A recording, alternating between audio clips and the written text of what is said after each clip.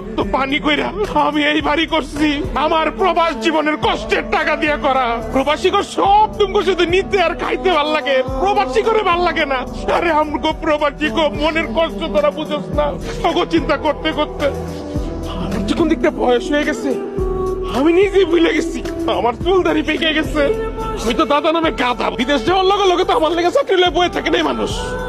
বিদেশ গিয়ে দিনের পর দিন আমি খাই নাই, রাইতের পর রাইত আমি ঘুমাই নাই, একটা বালিশ পাই নাই আমি আমার জুতা মাথার তলে দিয়া রাস্তার মধ্যে দিনের পর দিন আমি ঘুমাইছি। তারপর অনেক কষ্টে আমি একটা চাকরি পাইছি।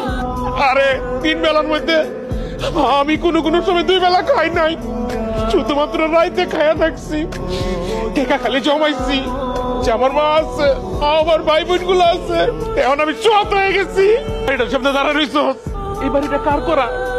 আমার রক্ত পানি কইরা আমি এই বাড়ি করছি।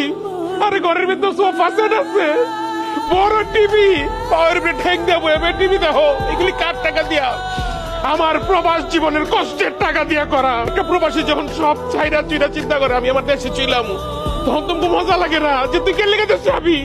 তুই দেশে যাবি না, তুই সারা জীবন কাতার খাটনে খাটবি বিদেশ, আর আমরা দেশে মোজ করবো। আরে আমগো প্রবাসী গো মনের কষ্ট তোরা বুঝোস না। তখন একটু ফোন দিয়ে আমি তখন লোকে কথা কইতে পারতাম না, সবাই খুব ব্যস্ত। কার কি লাগবো খালি কইতে, এটা লাগবো সেটা লাগবো। কোনো তো না করি নাই, সবসময় সবাই সবকিছু দিয়ে গেছে, কিন্তু আমার লোকে ঠিক মতো একটু কথা কোয়ার পর্যন্ত কারোর সময় ছিল না। আমিও তো একটা রক্ত মাংস করা মানুষ, আমারও তো শখ আহ্লাদ আছে, আমারও তো ইচ্ছা ছিল আমার বউ আমার বাচ্চা কাচ্চা আমার আব্বা আব্বা করে রাখবো। কিন্তু তখন সুখের দিকে তাকায় আমার শখ আহ্লাদ সব শেষ হয়ে গেছে, সব মাটি দিয়ে দিচ্ছি আমি।